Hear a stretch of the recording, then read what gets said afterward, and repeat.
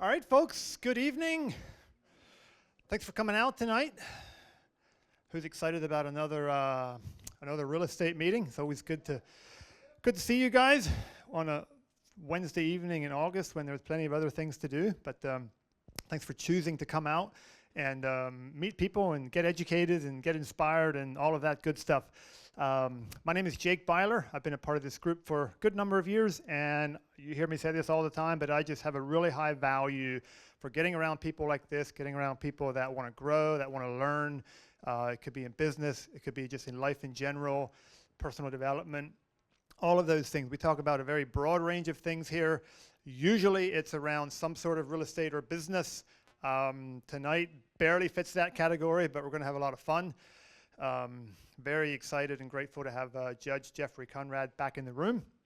We had him here in April of 2024, and it was just a whole bunch of fun. I'm curious, how many of you guys were here for that meeting when Judge was here last time? Probably about half of you, maybe a little more. Nice. Okay, very good. Just a couple of things before we get started. I'm not going to waste a lot of time. We're going to get Judge Conrad up here pretty quickly, but just a couple things. If you are not on our email list and you would like to be, there's a paper on the table in the back that tells you how you can do that. There's also a paper there with a phone number on that has a call-in recording line if you or someone that you know doesn't have access to the internet. There is a call-in recording number that you can use. Our sponsors, you generally hear these names every month. But we have sponsors that pay for the meeting, pay for the rental here. And our sponsors for 2025 are Chet Lapp from Providence Abstracting Company, Ben Yoesh, he's a local realtor, Jeff Moeller, he does some private lending, Joe Liofsky, Compass Property Management, Sammy Stolzfuss from Mill Run Storage, and Sam Glick, Red Box Dumpsters. So thank you to those guys. We appreciate their support. Sometimes we have somebody do a quick market update. I got a little bit of a fun thing for you here. I don't know that I would call it a market update, but we could pretend it's a market update, all right? And I'm just going to read a couple of things to you. The first thing I'm going to read to you is off of a letter that I got from somebody that wants to buy some of my properties. I get quite a few of these. I don't have a problem with people sending me letters. I have sent letters as well. But this one, as part of their pitch to tell me why I should sell them my property, listen to this. Listen to these words very closely. According to Forbes, existing home sales have dropped considerably and are at a 13-year low, while interest rates are skyrocketing, crushing the demand for housing. Now is the time to sell before home prices start plunging. Don't wait. 3 to 6 months from now, your house might be worth considerably less. Listen to this wording. According to Forbes, existing home sales have dropped considerably and are at a 13-year low. They're probably doing a play on words there, and it's the amount of home sales. It's not the price of home sales. Anybody that knows anything about real estate knows that. But yeah, they're at a 13-year low, and interest rates are skyrocketing, which isn't true either, crushing the demand for housing. Maybe this is another planet because this is not what's happening around here.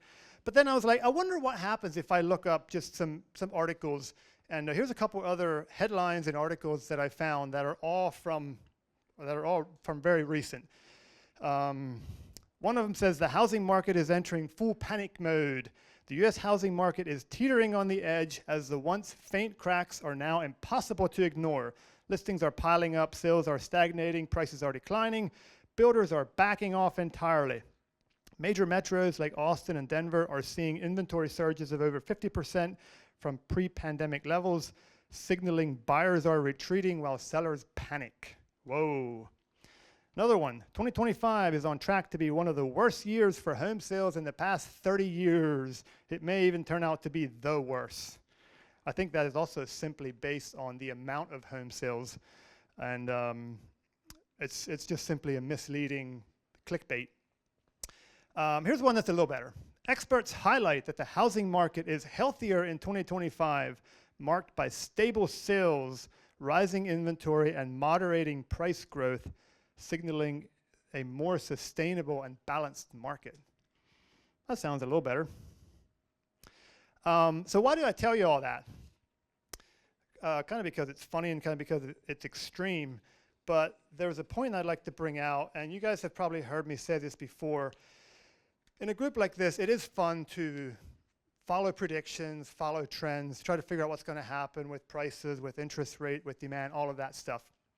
But I read something in a book a couple years ago that's really stuck with me. And it simply said, follow the principles, not the predictions. And to me, that is just a really, really good quote. It doesn't mean you can't track with the predictions a little bit, but focus more on the principles of investing than on the predictions of a market or of interest rates. And you might wonder, what are the principles? And we talk about that stuff all the time. There's a lot of good investing principles and practices, but perhaps the most basic one is just the long-term value of owning real estate. Median home prices over the last 30 years. I got a couple snapshots for you here. I don't have it on the screen or anything, so if you want, you can write it down or just listen closely. But median home prices across the U.S. First of all, I wonder how many of you guys actually know what a median price is. I didn't understand that for a long time. It's pretty similar to average, but a median price is simply the middle price in a list of numbers. So the reason they do that is if you take an average, it can be skewed by extreme highs or extreme lows. So the median sales price is simply the middle number in a list of numbers, right? So listen to this. 30 years ago, in 1995, the median home price was $130,000 in the U.S. $130,000, right? 10 years later, in 2005, it was at $232,000. So it went from $130,000 to $232,000. In 2015, which is only 10 years ago, it was at $290,000. It actually didn't go up as much from 2005 to 2015 because of the 2008 crash. But in 2015, 10 years ago, it was at $290,000. 2025, we're at $423,000. Now, that is not adjusted for inflation. Those numbers would get a little bit tricky if you adjust them for inflation.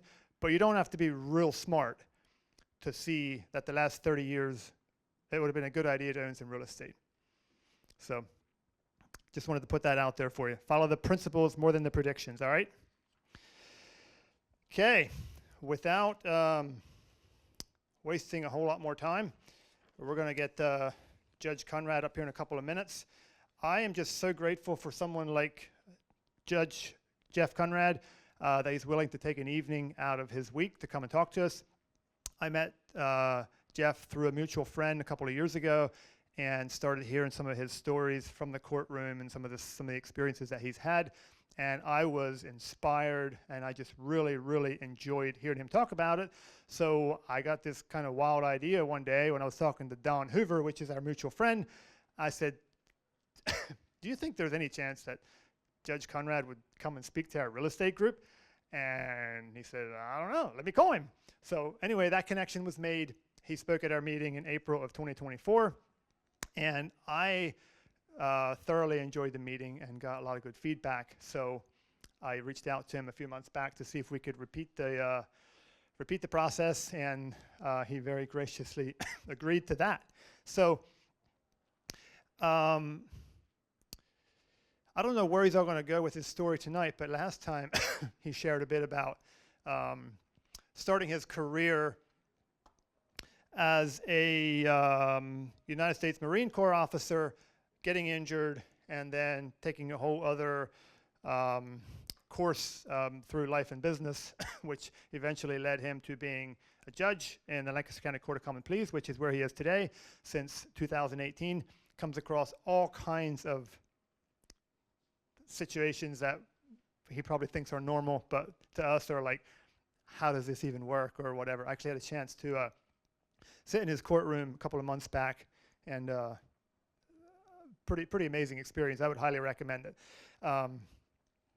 So I think one of the things he's going to talk about tonight is about some scams and some stuff that he's seen in the industry, and so we'll see where that goes. But yeah, Judge Jeff, just an amazing man, great storyteller, and so excited to have him back. So how about a big round for Judge Conrad? Well, thank you, It's all brother. yours, man. I'll put it up there. Thank Got that thing powered on? I think so. Well, am I hot? Can you hear me in the back? Okay. What's your name in the back? What is it? Wayne. All right, Wayne, you're going to be my guy. If I'm talking too loud or not enough, I got to go to Wayne, make sure everything's good to go. Folks, I am Judge Jeff Conrad, and it is my absolute pleasure to be with you folks here tonight. Jake was asking me about, how's a judge come out to speak to groups, and here in Lancaster County, it's always my pleasure to get that opportunity. Judges are kind of limited as to what we can talk about. We can talk about educational things, which I hope we get a chance to do tonight, and we're prohibited, obviously, from talking about anything to do with politics. We're prohibited from talking about any cases that are currently before the court. But to the extent that there are things that can be learned from the courtroom that we can share with the citizens about what we run into here in daily life, and also, and Jake and I as friends, Jake and I are brothers in Christ. I'm a lover of Jesus Christ and have been since a child. And so when I know there's a bunch of other believers in the room and I'm given, I can go hands off, I'm allowed to, in the courtroom I can't talk about Jesus, okay? I can't do that. Separation of church and state prohibits me from doing that. But when I get among a group like this, I can certainly bring it in. And so it makes me happy to get a chance to do that. So when I'm among Christian brothers and Christian sisters, it's great to just simply let it rip and to show you a little bit of how I blend my faith into what I do. And because this is, I guess technically, Jake, I mean, it's a group of your friends, but it's a real estate group. To me, it's a bunch of Lancaster County citizens here tonight. My remuneration for coming here tonight is a drink of water, got a glass of water, and friendship with Jake. So that's all I get, and just the opportunity to share with my fellow citizens here some of the things that I see in the courtroom. Because I can tell you ultimately tonight what we're going to be talking about is some scams that I've been seeing going on here in the county, and how hurtful it is for me as a judge to watch good people, our citizens, get ripped off by folks. It's heartbreaking to see it happen, and it happens all the time. So, back up a little bit and give you, as Jake said, just real quick, for you who saw me last time I was here, I don't want to go back over everything, but how did I get to be a judge? Well, I grew up in Perry County, Pennsylvania, and up in hillbilly up in Perry County. I went to West Perry High School, and I wanted to join the Marine Corps. My mother didn't want me to. We had a big argument about it. Ultimately, she won. I was going to join the Marines, but I was going to do it as an officer. So I went to college at Shippensburg University, trained with the Marines over the summer, and when I graduated in 1988 at Shippensburg, I became a lieutenant in the United States Marine Corps. I served for 2 years, 1 month, and 10 days. Doesn't sound like much of a career, because it wasn't. I got hit by a truck on my second day of flight school in 1989. I was riding a motorcycle down to the base to go to my second day of flight school, and on that particular day, a guy came across the yellow line and hit me head on. So I came back home. They retired me out of the Marine Corps. I was medically retired. I lost my left hip. I now have an artificial hip, so I walk normally. But for 7 years of my life, I walked on a cane. Came back home, got involved in politics up in Perry County. I ran for county commissioner up there. I won. The youngest county commissioner in the Commonwealth, Pennsylvania, 24 years old.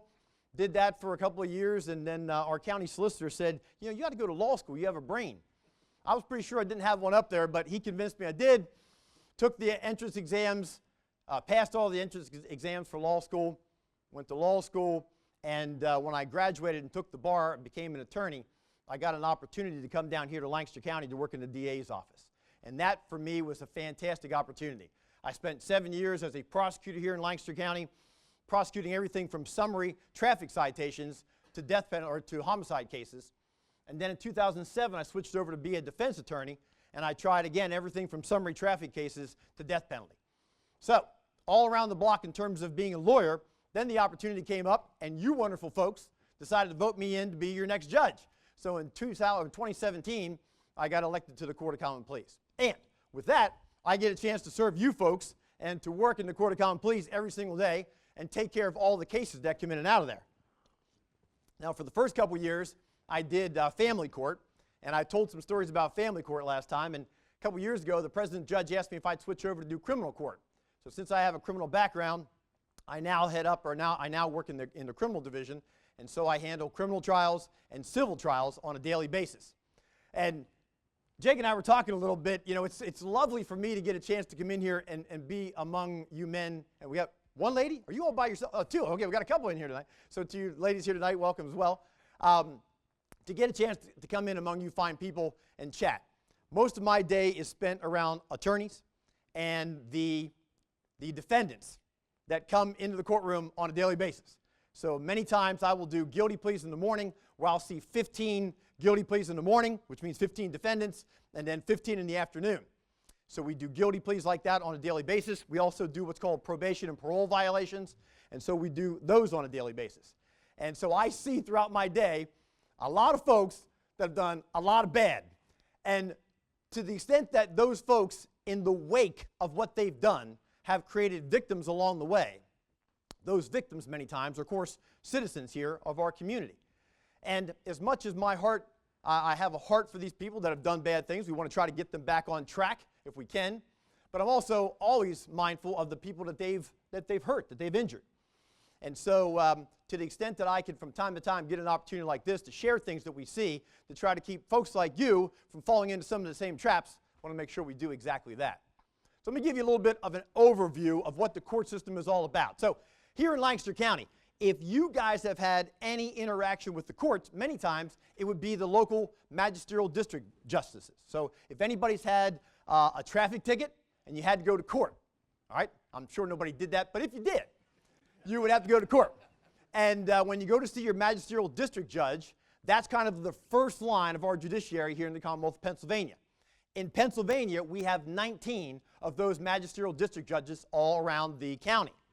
Now, if you ever aspire to be a magisterial district judge, do you have to have a law degree? The answer is no, you don't. As to being a magisterial district judge, you need to be 18 years of age, you need to be a registered voter, and you got to get yourself elected. If you do, you can be the next magisterial district judge, okay? That's all it takes. The legislature decided we just need folks at that level to have good common sense. So if you ever thought about doing it, it's there for you. What comes next? Well, the next up the chain is the Court of Common Pleas, where I sit. On the Court of Common Pleas here in Lancaster County, we have 15 judges on the Court of Common Pleas. And we kind of have different assignments. Some of us do criminal and civil, some of us do children and youth, some of them do juvenile court, some of them have dependency, divorce, family law. So we're all kind of spread out, handling different cases that come before the Court of Common Pleas. And just for instance, if you did have a traffic ticket and you didn't like the outcome of your traffic ticket, if you took an appeal from the magisterial district judge, well, then you dropped my courtroom. I'd see you there. So don't come up to me afterwards, talk about any of your cases, because I can't talk to you about it, okay? Not that any of you have one, but I can't talk to you about that. So then from the Court of Common Pleas, and again, we're the trial court, so we handle all the criminal trials. Any trial that's going on in Lancaster County, it's going through us. If someone wants to take an appeal, where do they go? Well, from the Court of Common Pleas, you go to the Superior Court. And in Lancaster, or in Pennsylvania, our Superior Court is our appellate court. And just to make sure, how many we have on there? On our Superior Court, we have 15 judges on our Superior Court. And again, they serve at the state level, and all the appeals go bubbling up through to them. And then if there was an administrative agency, so if you had Children and Youth Services or some administrative agency, instead of going to an appeal from the Common Pleas Court, the next would be to the Commonwealth Court. And again, I think we have 9 justices. Are there 9 over there? I think we have 9.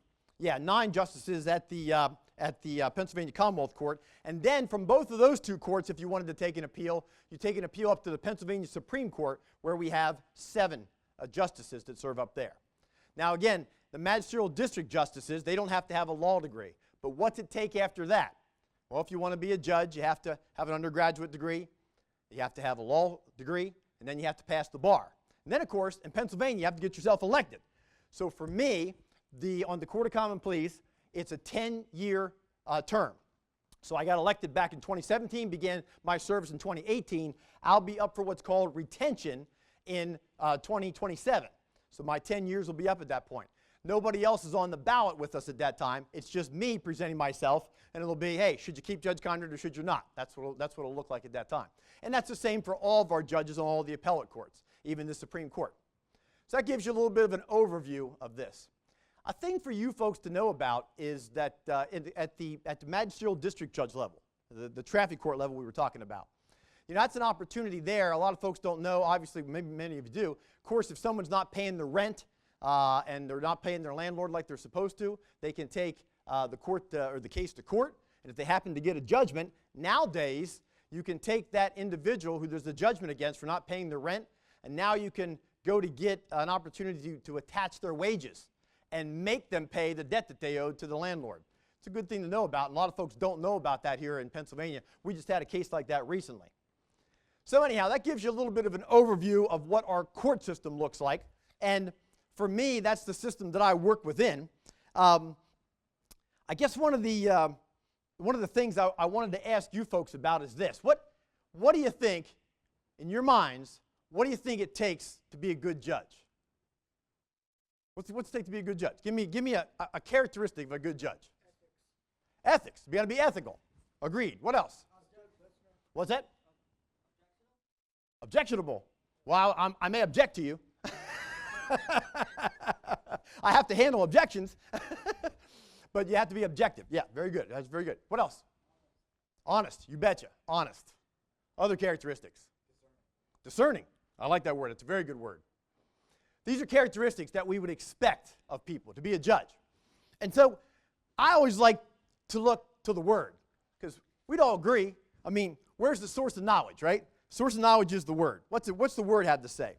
And again, even as I chat with you folks tonight and handle the Word of God, remember, I'm not a preacher. I'm not a bishop. I'm not a priest. Not any of those things. I'm a lover of Jesus Christ. I'm a sinner saved by grace. So to the extent if I happen to make a misquote in any way, shape, or form, I'm going to ask God to forgive me right now and ask you folks to forgive me if I happen to do that. But I'll try to be as accurate as I possibly can. But check this out. What does the Old Testament say about a judge? What should a judge look like in the Old Testament? I'll take you to Leviticus 19:15. What's it say? Do not pervert justice. Do not show partiality to the poor or favoritism to the great, but judge your neighbor fairly. Oh, love that verse. There's some crazy stuff in Leviticus, man. Woo, that's a hard ride when you read through Leviticus, but it's great. Anyhow, but for me, I take that out of there, which is always good. What's it mean? Do not pervert justice. Be impartial. Be fair. That's what I got to work toward every single day. I think that's a great characteristic of a judge, right? What else? Going back in Deuteronomy 16:19. You shall not pervert justice. You shall not show impartiality. And you shall not accept a bribe. For a bribe blinds the eyes of the wise and subverts the cause of righteousness.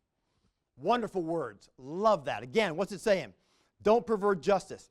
Be impartial. No bribes. Love those kind of things. We would expect that of any good judge. Proverbs also says that 24:23. There are also sayings of the wise. To show partiality in judging is not good. You bet it's not. And so for me, every single day, it's about trying to make sure when you get in there that you are being fair and impartial. And sometimes that means literally having to hit a reset button. I mean, literally stopping and saying to myself, I got to hit a reset button, because from time to time, you can get a very challenging individual that comes in front of you. Maybe daily, maybe hourly in my line of work. And maybe even this very day I did that very kind of thing. I had somebody in there today, very, very challenging human being. Got me worked up. Whoa, and I try to stay calm and cool all the time. But the young lady in front of me was really, really challenging me. Who I felt bad for was the attorney and the next defendant in line, because I'm sure he's sitting back there worried about, man, what's this judge going to do to me after he's clobbering this person, right? So after I was done with the young lady in front of me, I stopped the proceedings, and I said, all right, everybody, we're going to take 5. And I literally looked at the defendant that I had, the next guy up, and I said, listen, I want you to have a fresh judge. So we're going to take 5 minutes, and I'll be back in just a second. So we took 5 minutes. Of course, I go back. I have a secret weapon. I go back. I get on my knees. I'm like, God, take it from me, right? Oh, take all that frustration, wipe it clean. 5 minutes later, come back in, look at that next defendant. I said, let's go. You know, you're good to go. So that way, they know, fair and impartial. They're not getting any leftovers from the last person. Fair and impartial. That's what we try to be. It is interesting, though, when you get people that try to work you. A lot of times, through the attorneys and whatnot, they'll find out that, hey, that Judge Conrad guy, he's a man of faith.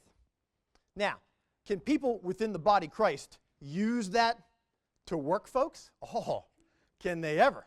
Do they ever? Now, for me, being a lover of Jesus, I'm also a policer. I police the ranks, right? I'm going to police the ranks. And we're going to be talking about some of those things. That's a term we used in the Marine Corps. We police the ranks. We make sure that each one of us is upholding the standards. When I was in the Marine Corps, we're all going to uphold those standards, right? Because if we're not, we're going to lay hands on each other. That's what we did in the Marines. Now, we can't do that in civilian world. We shouldn't be laying hands on each other as men. That might get us in trouble. So, but among the body of Christ, do I try to police the body? Oh, I certainly do.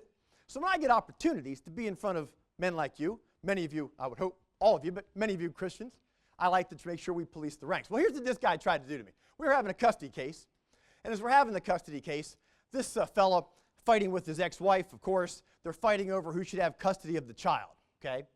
And of course, when you come in front of the judge, you want to make sure you put your very best self forward. That's what you're going to try to do, right? So he takes the stand, and he's telling me how pious an individual he is, that he goes to church on a regular basis, he reads his Bible, he's a man of God. And as the cross-examination came out, it revealed that he was sending awful, horrible, terrible things to his ex-wife. I mean, dropping bombs on her, okay? Calling her all kinds of horrible, horrible names. And so when that came out on cross-examination, I was able at one point to look over at this fellow, and I said, of course, he's on the stand. And after all the attorneys had asked their questions and whatnot, the judge can ask a question too. I said, sir, didn't you happen to mention that you were a Christian? Yes, I did. And I said, man, I happen to know just a little bit about that faith. And I said, did you ever hear that word forgiveness? And he puts his head down a little bit. And I said, and that guy you follow, what's his name? Jesus Christ. Yeah, Jesus Christ. Yeah, I know him. I talk to him every night. And what's he say about how many times you're supposed to forgive? And his head sunk all the lower. And he said, 7 times 70. I said, yeah, you betcha. That's how many times you're supposed to forgive. And I'm just wondering, as I look at you here today, how many times you think you've forgiven that lady sitting right there? Because all those ugly things, it doesn't look like 7 times 70 to me. That looks like you're just dropping bombs. And that guy, I think I could have scraped him off the floor right about there. All that piousness, all that baloney was out the door. How about we practice what we preach, right? How about we really do it? And so we were able in that instance, it's kind of interesting how you can work to try to get justice. And justice is achieved in many ways. And for a judge to stick his nose in, for me, I rarely stick my nose into the proceedings. I allow we have what's called an adversarial system. People come in and they both present their sides. It's adversarial. But from time to time, the judge can stick his nose in when it's appropriate. In that particular day, at that particular moment, it seemed to be appropriate. So, just one of those things from the courtroom, we get a chance to do those kind of things. Not only the Old Testament has words about what justice ought to look like or what a judge ought to look like. In the New Testament, John 7:24 says this, do not judge by appearances, but judge with right judgment. Interesting. Do not judge by appearances. How often do we all do that, right? We judge by appearance instead of waiting and really getting to the facts of the thing. Now, I got to tell you a story about that, though. And we talked about war stories, so I got to give war stories from time to time. So when I was a new prosecutor, when you're a brand new prosecutor in the DA's office, they give you the opportunity to do some of the junkier cases. So those appeals from the MDJs I was talking to you about, the new assistant district attorneys, they get the opportunity to handle those kind of appeals. So someone gets a speeding ticket from the MDJ and they're found guilty. Now they appeal it up to the Court of Common Pleas. And at that time, I was a prosecutor, and so I got to handle these cases. Well, I like to be way prepared, okay? I really like to be prepared. So I'm up all the night before getting all my questions ready to go, so I knew just what to ask each one of the defendants when they were on the stand to try to win my case. So I was in front of a judge, and the young lady who got the speeding ticket, the defendant who's coming into court that day, and again, ladies in the back, I don't mean to be sexist in any way, shape, or form, but she was a fine-looking lady, okay? She was a very fine-looking lady. And so we sat down, and we called the case. I put my officers on. I proved all the elements of the crime. She was traveling 65 mile an hour in a 45 mile an hour zone. The highway was properly posted. The signs were properly posted. The weather conditions were right. The speed timing device was properly certified. I proved the whole entire thing, right? I'm going to win this case, no question. Well, now, the young lady decided to take the stand in her own defense. So she took the stand. And she looked up at the judge, and she just, ever so cute, looked at the judge. And the judge asked her to tell her side of the story. And she said, well, Judge, I don't think I was going that fast. And the judge looked at her, and he says, she's so cute, and he's looking at her, really? She goes, no, I just don't think I was going that fast. So I get a chance to cross-examine her. She crumbles under cross-examination. But the judge says, anything else you want to say? And she says, well, I hope you don't find me guilty. She goes back and sits down. The judge said, bangs the gavel, not guilty. Oh, I was so angry. I couldn't believe this. I had proven my case. Clearly, appearances had come into play in this case, and I was not happy in the least. So I walked outside. Of course, I didn't say anything to the judge. I was hot. I went walking outside in the hallway, and I let it rip. I'm out there just stomping my feet. I was doggone mad. Judges have bailiffs. Bailiffs are kind of your right-hand person in the courtroom to make sure the courtroom is all very orderly. At that time, this particular judge's bailiff was out in the hallway, and he heard me ranting. A second or two later, he invited me to come back in to see the judge. So I had to march in and walk up to the lectern, you guys are the judge, and stand there. And the judge looked at me and said, Mr. Conrad, do you have anything to say to me? And I put my head down very low. And I'm like, no, sir, I have nothing to say. He said, I didn't think you did. Out. So, do these things happen? Yeah, they certainly do. And I learned a lesson that day, which is if you win, shut up. If you lose, shut up. One way or the other, shut up, get out of the courtroom. All right? It's the best thing to do. So you got to know when to keep your powder dry. Anyhow, what other characteristics should a judge have? What else do we know? Well, one of the other things I always find a very interesting verse and a challenging verse, Matthew 7, 1 and 2. Judge not that you be not judged. For with the judgment you pronounce, you'll be judged. And with the measure you use, it'll be measured to you. You know, it's interesting. I think that verse really goes to looking at measuring someone's soul, judging someone's soul. In the courtroom, I'm required to judge the law as it applies to the facts. We're talking about the law of God. I mean, I can't judge any one of you or suggest how you are, but certainly for me, I do watch that. I do keep that in mind, that I want to make sure that I'm being as fair as I can be so that whenever judge looks at me someday, when I get there, that I'm judged with the same kind of fairness. And I hope that I do a good job of that. This is something I work on very hard. What else do I want to tell you about? Let's see here. I guess I want to tell you a little bit about what I think makes a good judge. And my verse that I follow as a judge here in Lancaster County is this. It's 1 Kings 3, 7 through 9. If any of you happen to know Solomon's prayer. So here it is. And I literally, gospel truth, you can go to the courthouse right this second. It's on my desk. It's right there on my blotter, on my desk. It's on the door where I walk into my courtroom, and it's on my bench. Now, Lord, my God, you made your servant king in place of my father. I'm not a king. I'm just a judge. Nevertheless, place of authority. But I'm only a little child, and I don't know how to carry out my duties. Your servant is here among the people you've chosen, a great people, too numerous to count or number. So give your servant a discerning, we talked about the word discerning, a discerning heart to govern or judge your people and distinguish between right and wrong. For who is able to govern this great people of yours? I literally, man, I can't say those things in a courtroom, but I can tell you folks that that's what I look at every single day. And I'm trying to hold myself accountable to that to make sure that that's the viewpoint that I have and trying to be fair and impartial with the people that I deal with. Things also that I think a judge should have, and this is what I try to hold to myself, wisdom, trying to stay up on the law, understanding the law, courage. It actually takes, I know it might sound silly, but it takes a bit of courage, you know. When you're looking down the gun at somebody, you're going to throw them in jail, it's a challenging thing. You got to do it. It's what your job is, you know. Sometimes you got to make that tough decision. You have two people standing in front of you. They both want the baby, right? They both want the baby. How do I figure out how to split this baby? Hey, by the way, I never had to split a baby, but I did have to split a cat. I did have two people fighting over a cat, and they were fighting over a cat, and I think I may have offered to let them bring the cat in. I'd be happy to split it in half for them. But I don't think that went over the way it was supposed to go over, but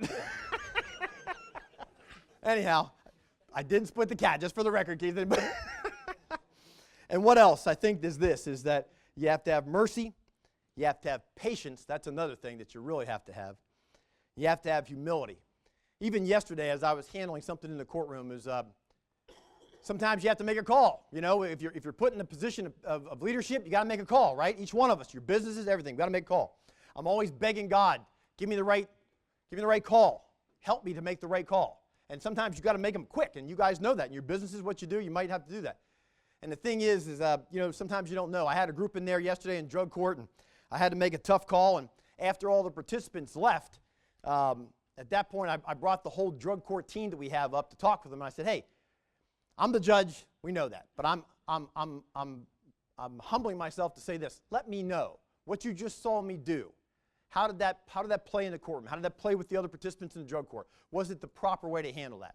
And it was great just to get the feedback from everybody. And I think that's an important thing to do is to allow those that are in your sphere of influence to have the ability to report back to you and to tell you, you know, sometimes where you might be faulting or where there might be fault or if you've done something well. And so I think those things are very important. And also I think for me personally it's staying rooted in the Word of God. Proverbs 1:7 says this, the fear of the Lord is the beginning of knowledge, but fools despise wisdom and instruction. Man, I can't tell you how many people I see in front of me where you can give somebody the very best advice. Give them the best advice. But they don't do it, and they wreck again and again and again. It's so sad to watch that happen. But I think for us as men, women, as within the body of Christ, I think that if someone has the willingness or the courage to be able to speak truth into us, I think we have to listen to that. And to a certain extent tonight, I hope that's what we're doing here, is even just educating you guys on the things I'm seeing and not being afraid to share it among each other. What else? Other characteristics. Judges have got to be good listeners. And I want to share two things about this.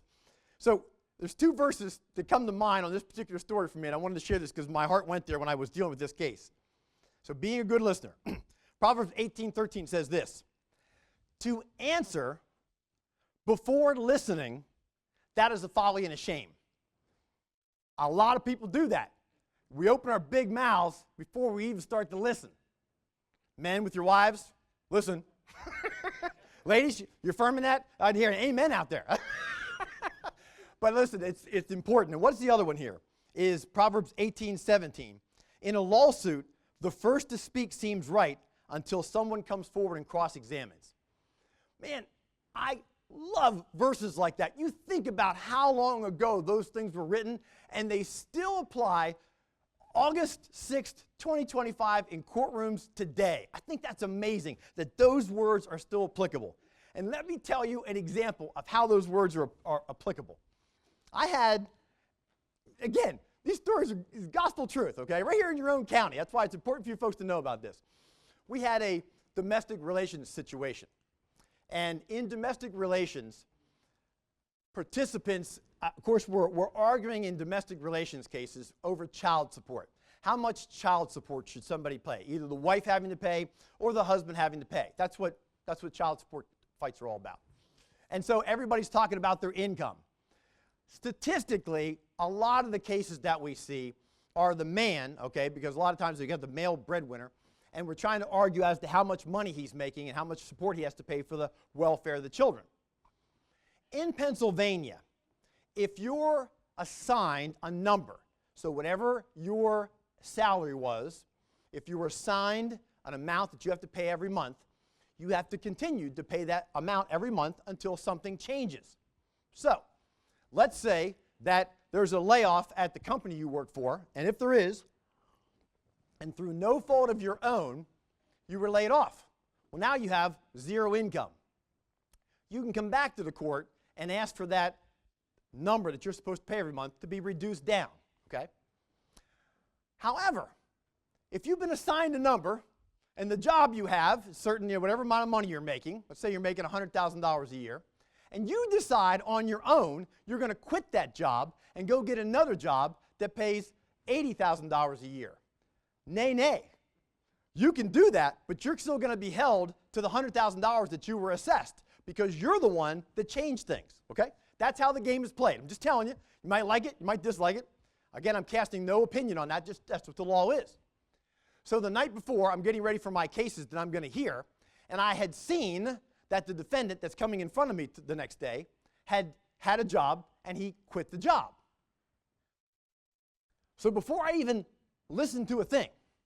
Before I even used the ears, I was already saying, this knucklehead, he's never going to win in front of me. Never, never. He quit the job. I'm not going to lower his support down or lower the amount he has to pay because he quit the job. So now we're going to have the hearing. And the wife testifies, and then the husband gets a chance. She says, he quit that job. He should have to still pay the same amount. That's from her side. So now he takes the stand, and he doesn't have a lawyer, so I'm asking the questions of him. I said, sir, did you quit the job? Well, yeah, I quit the job. I said, well, then what are you here in front of me for? I can't do anything for you. You ought to know that. And he says, Judge, I quit the job because she's sleeping with my boss. And I said, what? He said, yeah, while I'm at work, she's in a relationship with my boss. And I could not believe it. And so I looked over at the woman and I said, is that true? And she said, So, again, two proverbs there. You got to listen first, all right? You got to listen before you make a decision. And the cross-examination there changed everything that particular day. So they're the kind of things that you get a chance to see on a daily basis in the Court of Common Pleas, Lancaster County. And for me, again, being among folks like you, it's great to be here and to get a chance to chat with you. I have a job where I'm confrontational every single day. My chambers that I have is, my courtroom is right outside where the holding cell is. So on the 4th floor where my chambers is, when they bring defendants in and out in cuffs, they put them right behind my chambers in a holding cell. Well, now, you folks might have a thought maybe of what that looks like, with gentlemen just sitting back there, being ever so kind, being nice and quiet, saying nothing. No, they get mad. They scream and holler. They scream every bloody, absolute profanity you could hear. And when I'm sitting in the courtroom, if I hear those kind of things going on, that can be contempt of court. So in other words, I'm in this setting right here in this courtroom, but if right behind me someone's screaming bloody murder and I can't deal with you folks, that could be contempt of court. So just the other day, we had 3 guys in the holding cell. Now the holding cell is tight. I mean, these 3 guys and me, like we're all in this little teeny space, all right? So we don't even know each other, but we're all going to be stuck together. And I guarantee you, they both stink, and so do I. 'Cause that's how it works, all right? Because the prison doesn't smell good. Everybody stinks. Anyhow, but these guys are in there, and it's tight, and they're screaming bloody murder. So I came off the bench because I couldn't believe how loud they were being, and I came walking back, and there's a little window that they could see me. So I walked up, and I had my robe on, and in the midst of all the screaming, I just tapped on the door. This guy comes over, and I said, fellas, I'm Judge Conrad. Blah, blah, blah, they're screaming, they hate this, they hate that, they hate this. I said, whoa, you can hate, it's okay. You're allowed to hate, you're allowed to do whatever you want to do, but here's the thing. You need to be quiet right now. Because if you're not quiet right now, I'm going to drag you in a courtroom, I'm going to hold you in contempt, and you're going to go to jail for 6 months. Their mouths start going again. They're both screaming and screaming. I go, no, wait. It's in the debate. That's what's going to happen. Have a good day. And I went back in the courtroom. So I sat there for just a minute waiting, because if I heard a peep, we're going to stop. I'll go get him, bring him in, hold him in contempt. Fortuitously, everything stopped. So I think the other thing is, it's just sometimes you got to be calm and cool in the pocket. There is no need to argue. If I tell you something, that's how it's going to go. And so many times in the courtroom, I like to say to people, let your yes be yes and your no be no. That's how we ought to operate as men, right? There ain't no need to debate. It's not going to go that way. It's just, here's going to go. And I like to be able to bring that from time to time. It seems to work out. But that's all from the front line there anyhow. So now, talking a little bit about some of these people that have been in front of me and whatnot, and the fools that we've seen. The Proverbs obviously talks a lot about fools. I spend a lot of time in Proverbs because, again, I always think it's just magical. It's like having the playbook in front of you. You read that, you get all the scoop from thousands of years into the psyche of human beings. But the main thing I wanted to come here and talk with you folks tonight is about the scams that we're seeing happen here in the county. And there are many scams going on. And good people in our county are being ripped off all the time. Frankly, I'm amazed that we have anybody doing bank robberies or anything like that anymore, because that's not where the money's at. The money's in these folks that are ripping off nice people online. and ripping them off for tens, hundreds of thousands, millions of dollars. It's crazy what happens. And we do see it. These folks can be absolutely horrible people, and they have, it doesn't matter how old they are, the victims that they go after, it doesn't matter. And so, to the extent that I can educate each one of you about the people that are in your own sphere of influence, that's in the Greek word, it's called your oikos, the sphere of influence. Those around you that might be elderly, those around you who might be homebound, those around you who might be lonely, trusting people. Every one of us could fall into this category, but those folks in particular, make sure you're watching out for those folks. You can't imagine the amount of temptations that come through when people are at home all the time, either through a text message on a phone, an email, the television, cell phones, whatever it happens to be. People are getting hit up all the time with scams that are happening in our community. And I hate to say it, but there's a couple of categories, and again, I shoot pretty much from the hip. And when it's talking to folks about reality, we got to talk about reality. Who are some of the people that are getting ripped off? Sometimes they're not all that smart, okay? And any one of us might fall in that category. Some people, sometimes they're greedy people. Sometimes they're folks that are looking for sexual pleasures. Does that happen? Yes, it does. Can that happen in any one of our families? Yes, it can, within our own hearts. And again, policing the ranks. That's why it's important to share with you folks. What happens to people that just aren't that smart? Had a lady, a nice old lady here in our county. The nice old lady was hit up by somebody on a cell phone or on a text message. Then they got a hold of her email, reached out to her, tried to say that she owed a lot of money relative to an embarrassing website. She had never been on that website, but she was an older lady. And when they confronted her, she was concerned that people might know she was on this website, which she was never on. The scammer on the other end of the phone decided that they would cut her a deal. If she simply sent them a certain amount of money, they would make this all go away. This is right here in Lancaster County. They told the lady to take a book, open the book, and put a $100 bill in between each page of the book. Take the book then, put it in a manila envelope, and send it to this address. Now, there is nobody in this room that would do that, right? She did. Thousands and thousands of dollars. Now, you'd say to yourself, that can't happen. Yes, it can. It can happen, and it does happen. And it happens to people that are at their homes, elderly people in this county. I could go on and on with the list of these things. It happens all the time. Right now, we got a lot of scams going on with people trying to, they get a call to say that their money in the bank is somehow in jeopardy. And they should remove the money from the bank and give it over to someone who's going to be popping by with a carrier. They'll take your money and they'll take it to a safe location and open a new account. Who would do that? People in this county.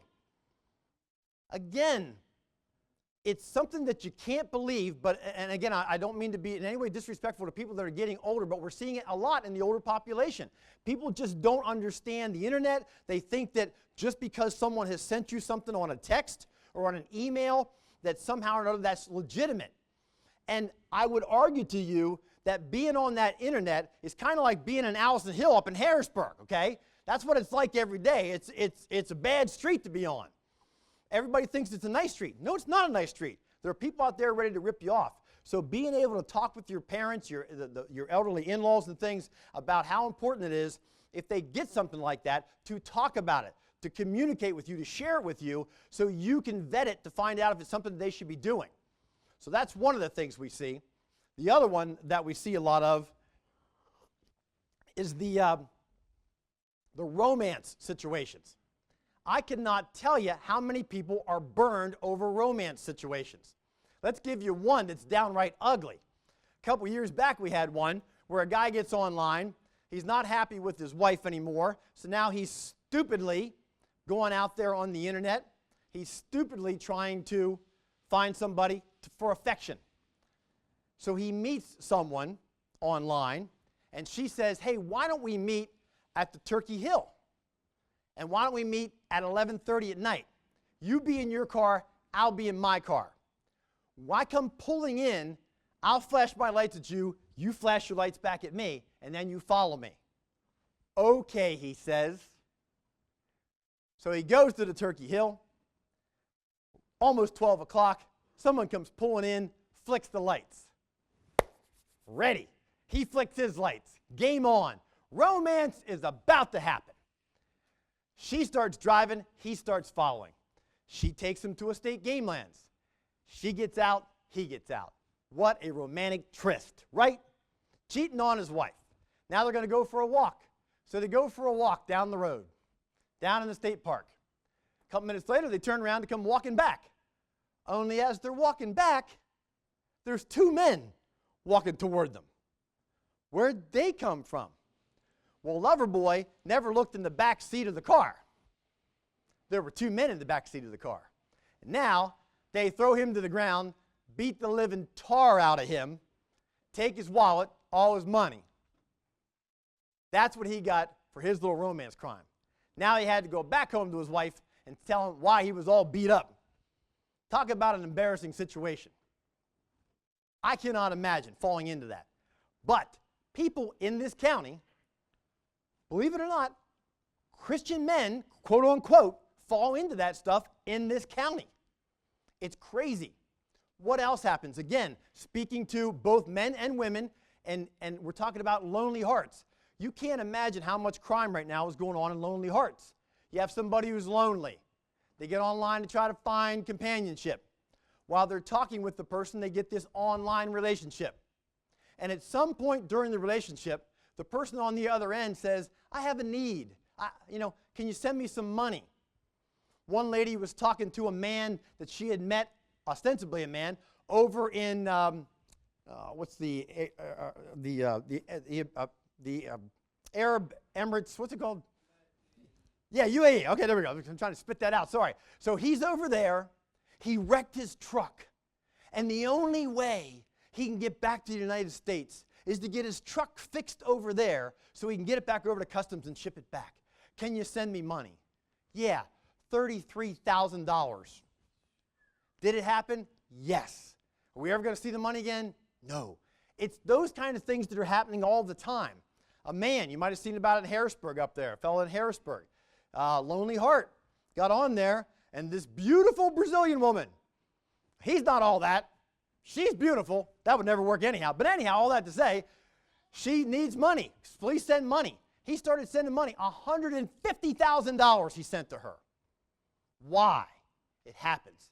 But again, when people are vulnerable, we got to watch out for them, okay? And so I'm sharing this with you guys because it can happen. And for any one of you, if you think you're online talking to some hot person, you might never know it's a fat slob on the other end talking to you, some guy. It's not a woman at all. So be very careful about those kind of communications that you're making on there. And again, I'm policing the body of Christ because this stuff goes on. And you asked me to talk about it, I'll share about it. I can't tell you how much the body of Christ is full of pornography. I can't tell you how many times. I see men that come in front of me that have gotten into looking at online porn, and then at some point there's clickbait that comes up and takes them to another site. And the age of the woman that they're looking at begins to come down, down, down. And for reasons that never make any sense to me, why a man would look at a child in a sexual way, their eyes start going down, down, down. And if they look at somebody who's under the age of 18, scantily clad in a pornographic pose, that's a crime. That's a felony. You're going to jail. I do that every week. I send people every jail to week on that crime. You just cannot imagine how many men fall into it. So again, within your men's groups, within your businesses, don't be afraid to look at other men in your business and say, hey, brother, where are your eyes going online? What are you doing? Are you falling into that kind of thing? Don't be afraid to say it. Frankly, it takes a set of, sorry ladies, kahunas, to do that kind of thing, but you got to do it. I literally do it. I talk with my friends about, hey, you cool? You doing right? We have these conversations. Do it. It's not a bad thing to do, and you absolutely, absolutely should. So, what else? What else did I want to cover with you? Oh, I wanted to make sure I shared this with you, if nothing else. Online, somebody wants you to pay for anything with a gift card, right? And I'm saying it to you, some of you are laughing. Don't do it, okay? Gift cards. Why would anybody pay for anything with a gift card? I can't fathom why anybody would do it. And yet, in this county, I can't tell you how many people have been ripped off because they paid somebody with a gift card. They're never going to see the good. They're never going to see the service. You don't do that, okay? But people do it all the time. So again, if someone asks you to do that, don't do it. How about Bitcoin? Judge, Bitcoin's great. No, geez, listen. Don't pay with Bitcoin either, okay? Don't pay with Bitcoin. What's the other thing? What's the other? Bitcoin and something else. What's the other one? Bitcoin and cryptocurrency. I guess it gets all the same thing. Anyhow, just be very careful about that. If someone's asking you to pay in that, man, you better be real good about what you're doing because you're about to get ripped off unless you really, really know it. And I guarantee you, you don't because they know more than you, okay? Just all there is to it. So I wanted to make sure I shared that with you because I just cannot tell you how many times that happens where people are using gift cards and getting burned. Facebook Marketplace. You see all the time with Facebook Marketplace, somebody wants to, you're selling your motorcycle for $5,000. And for some reason, the person wants to send you $6,000 and then you wire them $1,000 back. Who the devil does that? I've been hit with that 100 times. I sell stuff on Facebook Marketplace all the time. I'm a motorcycle guy, ride all kinds of motorcycles. I'm always buying and selling. I can't tell you how many times idiots do that to me. Hey, we'll send you $6,000 for that motorcycle. Shut up. Anyhow, we got to have the strength to do that kind of thing and not fall for that because, again, people fall for that all the time. What was another thing I was make sure? Had to make sure I covered one more with you. Facebook campaign. Oh, the imposter. That's the other thing we're seeing. Real stories. Saw it in my own life outside of the courtroom. Imposters going on right now with this AI. They can get someone's voice just by answering the phone. They can pick up the voice signal and then use that voice. We've got people that they're getting phone calls, and the phone call is, hey, Jeff, your daughter just got arrested. We're going to put her on the phone. So my daughter gets on the phone, Dad, I'm arrested down at Myrtle Beach. Send me $500 so I can get out of jail. The person sends the money. It wasn't their kid on the other line. Real story. Had that happen in my law firm here a couple years back. One of my secretaries came in and she asked me about this, and I told her, yeah, that's likely a crime. Her father, just moments before she came to see me, had just sent $3,000 to bail out her brother. Her brother wasn't in jail. And I'm like, why didn't you talk to me before, not after he already sent the money? I had a dear friend of mine call me up. Dear friend, 80 years old, good man. He says to me, Jeff, I need some advice. My grandson just got arrested, and I need to send $3,000. And it's him. I'm like, no, it's not him. He says, no, it is him. I know that. I said, no, it's not. Call his mom, because it was his grandson. I said, call his mom, your daughter, and she'll tell you. He says, no, no, no. My grandson said, don't call mom. I don't want her to know. And I'm like, Tom, that's not your grandson. I'm telling you, trust me. So he did exactly that. He called his daughter. The son was sitting right next to her. It was a total scam, okay? So it's happening all the time. So educating our families, educating the people around us, it's a super, super important thing to do. So where am I at time-wise and everything? Well, I won't have 20 minutes or anything, but I will be able to take some questions. Let me make sure I covered all the other things I wanted to cover with you. Let's think here. Romance scams, I covered that. Yeah, all right. By the way, that romance scam, I love it. I love they actually call it pig butchering. The idea of fattening up the victim with love, praise, and attention before stealing their money, man. They fatten you up and take you out, man. That is so tough. Anyhow, it's very true that these things are going on, and so it makes it very, very, very important to let people know. Proverbs 12:15 says this, the way of a fool seems right to them, but the wise listen to advice. To the extent that each one of us can listen to wise people in our lives and follow the rules, it's a good idea. If you are scammed, make sure, again, how to protect yourself, verify before you act. Make sure you try to verify any sites. Talk to other people about what the plan is, but you have a plan to buy. Protect your personal information, research and educate yourself, and report any suspicious activity to the Pennsylvania Office of Attorney General. So, hope we've educated you just a little bit here today on the court system, where we fit in the court system, what we do downtown there for you, and also how to protect yourselves and your loved ones relative to some of the things we're seeing in the courthouse and in Lancaster County these days. So, with that, if you have any questions, I'm happy to try to help. Yes? Now, you have to scan from old people sending money in the book. Can you recover any of that? Isn't that long gone? Likelihood of recovery is low, very low. Because, I mean, there's just so many different channels that they utilize. It's amazing. To try to chase that money, and I admire the men and women in law enforcement that are trying to do that, very, very challenging, truly. But it's a hard job that they have. And watching them do their work, the things that they can do in terms of geographic locators nowadays, it's very interesting. We all know about cell towers and how the cell towers are located around the county. It's interesting that the police can actually locate, by the use of triangulating the cell towers, they can locate where a phone was. So if you happen to be in the area where the crime was happening, they'd be able to tell if your phone was in that geographic area. So it's just great tools that they have in law enforcement. But even with the great tools, people are so slick. They're always staying one step ahead of, of the things that the latest trend that the police are using. But that's why we, as a society, when we can sit back and wait for law enforcement, or we can try to police our own people and try to get them to protect themselves. So we got to do it. Kids, I mean, I'm talking about old people, but it happens to kids too. So kids get sucked into these things all the time. Other questions? Thought you were raising your hand. Just wiping your nose. You good? Yes? So how do you deal with the negativity that you see on a daily basis? I think that for me personally, I have a 5-foot-tall blonde in my life who I've been married to for 36 years. I love her dearly. And she is someone who is really willing to listen. So when I get home, she is willing to let me unload and tell her about the things that stress me. And I think that I just absolutely cannot overstate how much it means to me to be able to get on my knees and just drop it. Just, God, help me, and to ask for wisdom and guidance. I can tell you so many cases I've been in where I'm trying to figure out, what do I do and which way do I come down? And I will literally be there praying in the courtroom in my head, God, show me. And before the end of the day, man, just something. So, somebody will say one word, or do one thing, or I'll see one piece of evidence, and right there it is. And it's like a map. Like I see the whole thing right there.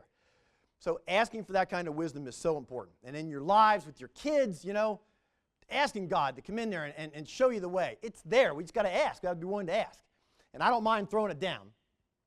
And I don't mind humbling myself, because I don't think I know everything. But I know He does. And I know to the extent He'll show it to me, He will. And that's how I get rid of it. I mean, that's literally how I get rid of it. I had told this last time when I had the group last time when I was doing prosecution work. And I was looking at, I literally had to look at images of abused children and things. And I kept an accountability partner. So I said to my pastor at that time, listen, I'm in a cesspool at work every day. I'm literally in a cesspool every day. Can I come to you? If it starts eating me, can I come to you? Absolutely. And so it was right there. So when it started to bottle up, I knew I could pop over and see him and get it out, And I've often wondered about the men and women to do that kind of work, to have to look at those images all the time. I mean, for me, it was bad enough for the cases I was seeing, but I was the secondary. Like the cops found it, they were bringing it to me, And it's very hard to do that kind of work, that's for sure. Yeah. That's why I don't mind saying to other brothers in Christ about the slippery slope effect that I see happening, And it is not just it's not just the English community. It's the plain community. It's the Mennonite community. I'm seeing all groups, the whole spectrum, and it also doesn't matter about how much money you make. The socioeconomic strata that we all happen to set in, wherever that happens to be, doesn't matter. Everybody can get bit by that nasty thing, and if you are dealing with that in your lives, don't be afraid to do something about it, because it will bring you down. It will bring you down, doggone it, I'm telling you. So don't be afraid to reach out to somebody. You'll get some counseling on it. Find somebody else who could be an accountability partner. There are accountability programs set up that you can put on your phone, so that if you happen to go to one of your sites, your accountability buddy knows about that, and he can call you up and go, hey, Marcus, what are you looking at? And that's, I actually did that for a dear brother, for a dear friend of mine. He had fallen into a porn addiction. Was it affecting the family? It absolutely was. It was affecting the marriage. It was going to ruin the marriage. He got that, and I'm sorry, I wish I could tell you what the name of the program was, but he had that set up. Anywhere he went, it would let me know if he went to a place he couldn't go. my sister, not my sister, but my sister in Christ, had reached out to me about this because she wanted to make sure that her husband was doing this and that we'd have that kind of accountability. And it was good. She wanted to. She got daily or weekly updates on it, and he overcame it. He's doing great. They have a great marriage. But he did the counseling. He did things you should do, and he overcame it. So it's a powerful tool. Don't let it eat you up. Don't let it wreck your relationships. Other questions? Yes. I want to go back to one of the stories you had. Yeah. With the judge and the pretty girl. You were an attorney at that. I was a prosecutor at that point. Yeah. As a prosecutor, with that biasness that clearly showed within that judge, was there nothing, absolutely nothing that you could do about it? Because he called you back in and you didn't challenge him. So. Oh, I didn't challenge him. Well, here's the thing. That's a real hard thing if you were going to call someone out on it. It's a real hard thing to try to prove if someone was being ethically unjust. Really hard. And if you're going to go at the king, you better win. Okay? That's how the game's played, okay? There's nothing about that. In other words, you get certain crimes that have great gravity and other crimes that don't have great gravity, That wasn't a homicide case. It was a speeding case. So again, pick your battles in this world. and there was nothing about that drives me to a disciplinary board. You understand? Nothing about that. I'm not happy, but again, it's a judge's discretionary call. Maybe he didn't like the officer. Maybe he didn't like me. Maybe he thought I was being too overzealous. Any one of those things could happen. So on that particular case, there was no reason to challenge that kind of thing ethically, okay? That's a simple judgment call a judge has the ability to do. So now, could there be a situation where you saw something a little more serious, okay? That's I shouldn't say a nothing, but it's almost a nothing crime. And a judge could decide maybe there was just some reason in his heart that particular day that he thought that person needed to have mercy. And part of what you can do when you're setting as judge and jury, because when we have the summary crimes, we're setting as judge and jury. There is no jury in a summary case. You could make a decision to show mercy. So even if all the evidence is there, you could. So that's why it's one of those where it makes for a good story, doesn't make for a good disciplinary case. Because like severity within any crime, Yep. and the way that laws are written and executed within this country are very much on the emotional standpoint of human beings, which are completely that's true. But it seems kind of contradiction to the intent of how the laws was written, whereas right is right and wrong is wrong. You're making a good point about something else. As we're talking about in our society, AI becoming more prevalent in our society, letting computers make decisions. Do we really let computers, for instance, there are people saying, well, how about you, Judge? You're about done, aren't you? Because AI is going to come in and take your job. That judge making that little judgment call that day, I'll give it to him because I still want a judge up there making a call. They'll still listen. And as opposed to just the X's and O's in that computer system, I still want that human being. I still root for the fact that maybe there is something working in that guy's or gal's spirit that's going to get them to hear me that day, So I don't want the AI to ever get here. I want that judgment call. So even though, as you're pointing out clearly, there can be flaws, and I've pointed that out, flaws in our system, it's still a system that is the best on planet Earth. It's still the system, even though there are irregularities around. And I'll tell you this, I'm proud of it here in Lancaster County, folks, and I would encourage any one of you, if you want to bring a kid group or your own group, adult groups in to watch what goes on in court, our doors are open. You're welcome to come in, and we'd love to have you. I love having kid groups come in. We have high schoolers come in. We have adult groups come in and watch, civic groups. You're always welcome to do that to see how justice is done. Because I would tell you here in this county, we get her done, man. We do it right. All of our judges are really trying to make sure that we're ensuring justice across the board. We don't have cameras in the courtroom here in Pennsylvania. Cameras are not permitted in the courtroom. So if any of you folks like watching court TV and watching cases on TV, you might say to yourself, why are there no PA cases? There's no Pennsylvania cases because we don't have cameras in the courtroom.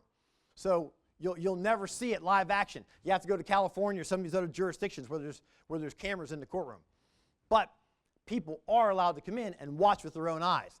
And I guarantee you, when you watch a court proceeding with your own eyes, as opposed to watching it through a TV set, it's a whole different game. There's all kinds of subtleties going on. You didn't know that guy over there was just doing something when you're watching the camera, but that guy over there is making faces. I'm like, hey, what do you think you're doing over there, And so, the judge can find that kind of stuff. You're not doing anything, by the way. This young man's not being inappropriate in any way.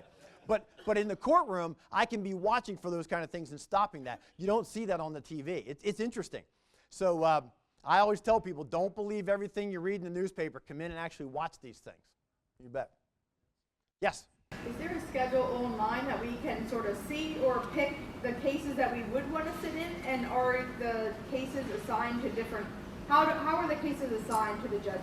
So the judges, we get our cases, like for me in a criminal case, there's just a number of district magistrates that whatever comes out of their courtrooms, whatever new cases come in, they just bubble up in my direction. So each one of us has different magistrates where it comes up through. But yeah, there is a court schedule that's produced. I don't know where it's at. I know we can find it online, but you can always call court administration, or you can actually call my chambers. You can call and ask for Judge Conrad's chambers, and my secretary will hook you up, because we like having people in. I mean, I love when the press comes in. We invite the press in always. Like, please come in and watch, so people know what's going on in the courtroom. It's important for people to know. Yeah, truly. But yeah, come in, bring a group in. It's all good. We'll hook you up. A lot of the good things, the trials, watching a trial, it's very interesting to see a trial. Trials have a certain gravitas to them, When that jury is seated and the courtroom gets all quiet and there's 12 people sitting there to do this job that they're all kind of very nervous about. Oh, it's very exciting. I'd love to be there. I'd love to be a part of it. And when I sit there as a bench trial is when the judge just sits as judge and jury. It's a lot of pressure, Now you gotta not just call the balls and strikes relative to evidence in the courtroom, but now you also have to decide the case ultimately. A lot of pressure. And so, yeah, it's great fun. I love having people, and I love exposing young people to the process, because it's so great for them to come in and see it, because they can do it. I mean, I didn't end up going to law school until I was 30. When I was up at West Perry High School, nobody said to me, hey, you could be a lawyer. No one said that. They said, you could be a bus driver, like no one was saying you could do that. I love to look at the young people who come in and go, you want to do this? You could do it. You just have to map out a plan and then execute the plan. So I love to give them encouragement. People say there's too many lawyers. No, there's not. There's too many bad lawyers, not enough good lawyers. It's like having McDonald's on every corner. Well, hey, we need more good lawyers, that's for sure. And if we have people out there who are lovers of the Constitution, we need people who love that Constitution, because it's a mighty document, and we ought to all be very, very proud of that thing. I love it. Love it. Yes? How often do people allude to trying to bribe? Oh, no. Man, I'll tell you. That would get me. No. Nobody even walks that. We talked about that getting reported, that kind of thing is going down now. Like, heavy-handed would be happening. Yeah, you don't say, has it ever happened in this world? Absolutely. The Bible even talks about it, obviously. But I would tell you this, that's just foreign. There's stupid stuff people do, but that isn't one of them I've seen anyhow, so no. At least not in Lancaster County. Maybe in other counties, but not here, for doggone sure. And I think we do a much better job. Because some years ago, there was a juvenile facility that was inappropriately used up in one of the northern counties. The judges were actually getting kickbacks on that. Those judges were all prosecuted for that, as well they should be. So talking about policing their own ranks, we do those kind of things to make sure. Somebody makes a knucklehead judgment call on a summary case, I'm not reporting that, but I guarantee you, something like that happened, I'm throwing down on that. I'll sound the alarm all over the place, you bet. Yeah. Other questions? Do you read John Grissom's novels? No, but my wife does. I don't read those things. She likes to read those things. I don't. Only because, when you do something, it's your occupation. You know what it's supposed to look like. And then they're doing stupid stuff. Like, that's never going to happen. But it makes, all the time on TV, when someone's cross-examining, they're cross-examining this man. Instead of asking, this gentleman's Rob, instead of asking Rob the question, they'll turn to the jury. Well, Rob, what do you think about this? That kind of thing. Now, shut up. You don't look at the jury. You look right at him, And if I saw someone doing that, I'd be like, hey, attorney, you stop grandstanding like that. Ask the question like you're supposed to ask the question. So that's how we kind of keep those things in check. But it looks good on TV. Everybody always does it on TV, so. And if you do ever want to watch one of the best shows, My Cousin Vinny, I know. Now, listen, you'll all laugh at that. I can't tell you how many conferences I've been at where My Cousin Vinny is utilized as the training video because they did such a good job in how they laid that trial out and just the way the judge interacted with the attorneys and stuff. It was a very real situation. So My Cousin Vinny is used all the time. It's pretty close to real in that one. So, except him with the bar. I would have found out if that lawyer had his, I guarantee you, I'd have known if he had his bar license or not. So, anyhow, other questions? Have I done all right for you, sir? If nobody else has a question, I have one final All right, question go for you. So, Oh, wait, another question. who's up? Yes. Go ahead. How does the bar license work? Like, so it's something you have to get to be a judge and attorney, right? Right, yeah. So, and again, the bar, of course, the bar isn't going down to the local pub drinking, all right? It's not that bar, right? He's trying to get a bar license. I see what he's up to here. I'm teasing you. So when we talk about the bar, first of all, the bar is literally a bar in the courtroom where only those that have passed the bar are allowed to go past that bar in order to practice law. Everybody else has to stay behind the bar. So it's, passing the bar. But the bar exam itself, after you've completed law school, then you go on to take the bar exam. And it covers all different areas of the law to show the bar reviewers here in Pennsylvania, in the other jurisdictions, that you're sufficiently trained and knowledgeable in the law that you can now assume the role of being a lawyer. And so that's what it's all about. It's a very challenging, taking the bar. You have all kinds of stories about people that have had to take it multiple times because they kept failing it. It's a very intense exam, and a lot of people that have test anxiety don't do well in the doggone thing. Yeah, so anyhow, it's challenging. I actually loved it. I had a great time doing it, but it was very, very challenging, that's for sure. Yes, sir. So you kind of see the worst of the worst in people, and if someone continues to mess up, they continue to come back in front of you. When I was in your courtroom, I observed that you were really good at kind of speaking life into people, believing the best in them and so forth. Right. Do you ever have, obviously when someone gets their life back in order and they're out of the system, you don't see them again. Do you ever have somebody that circles back around and a positive story of a positive ending of how you impacted someone's life? Yeah, you do get that. And there's nothing better than being approached, because I was a prosecutor, because I was a defense attorney, and I'm a judge. If someone's coming up to me in the street, a lot of times, I don't know what I did. Did I prosecute them? Did I get him out? Did I put him in? I don't know what I did. So I'm like, wait a second, I'm reaching for my gun.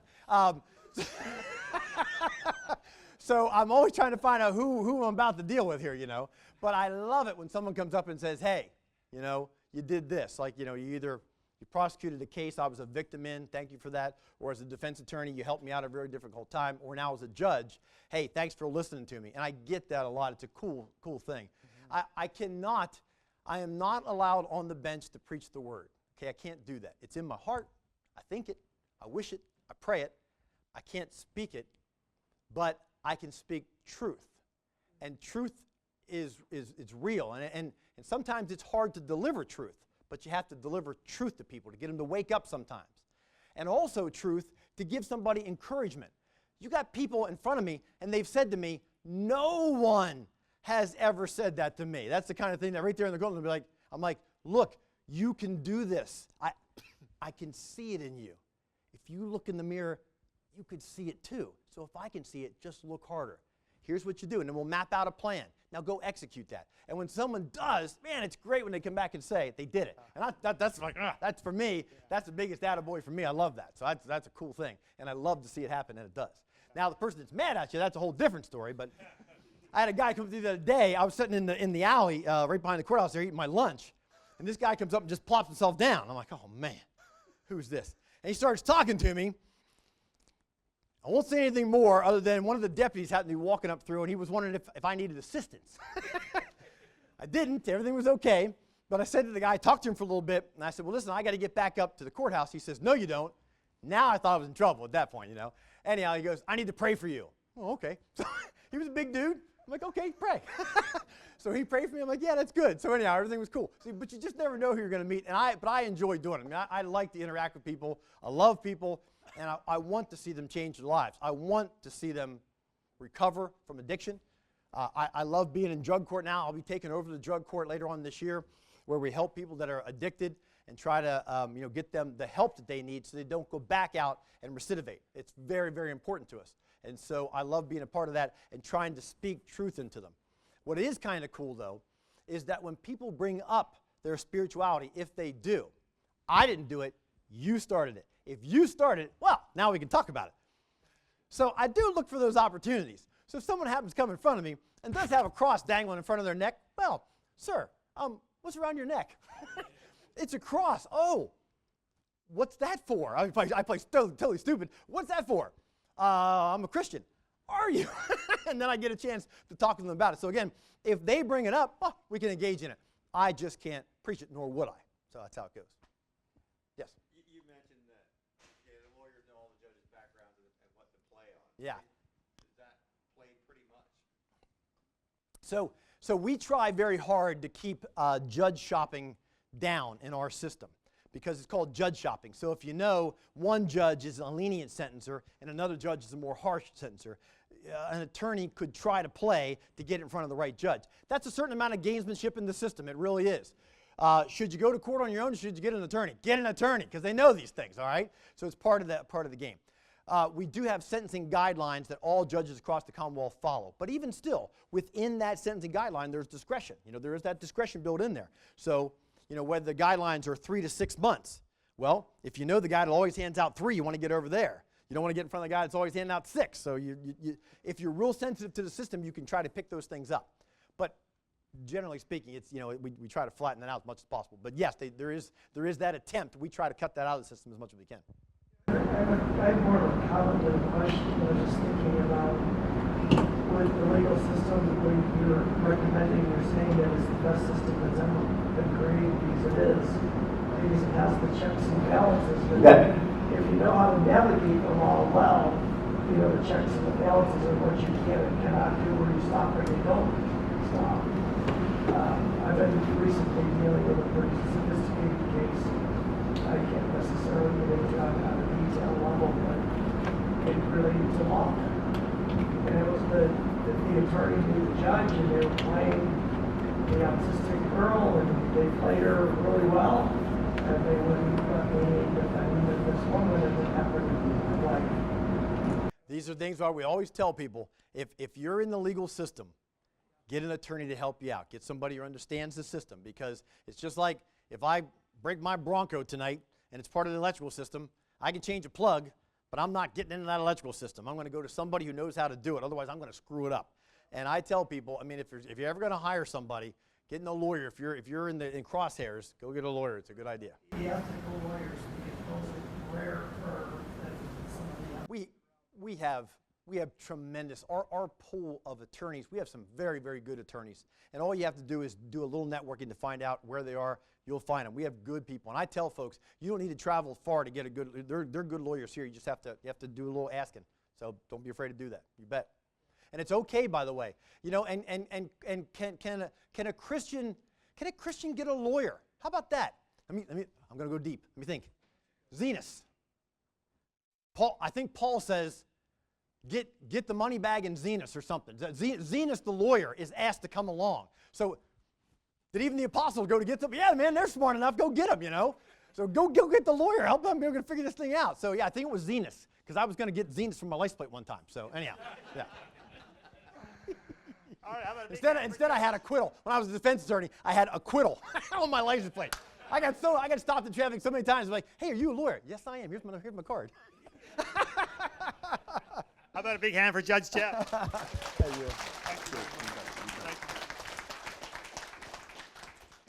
Wow, isn't that a glimpse into a bit of an unusual occupation? And seriously, if you get a chance to sit into his courtroom, I would highly recommend it. When we were in for probation and parole violation. There's a lot of activity, a lot of stuff moving, and I think it's good. It's good for youth. It's good for kids to get in there just to see some of this stuff. It's not always real pretty, but it's real life stuff, and some things we watch to learn how to do things. Some things we observe to figure out how to not do some things. So anyway, thank you so much, Jeff, for coming out. We really appreciate it. We're going to wrap up here. Next month, we have our good friend Eli King back as a speaker. He would have loved to be here tonight, but he had other plans. But he's speaking next month on a topic that he spoke. He did a couple events for Horizon Quest, I think, on how to, let me just look at my notes, I don't get this wrong here, but he's done a number of these presentations that he calls How to Buy Real Estate with Little or No Money Down in 2025. And for those of you that know Eli, you know he's a mover and a shaker. He's a very captivating speaker, and it should be a fun time. So that'll be back here first Wednesday evening in September.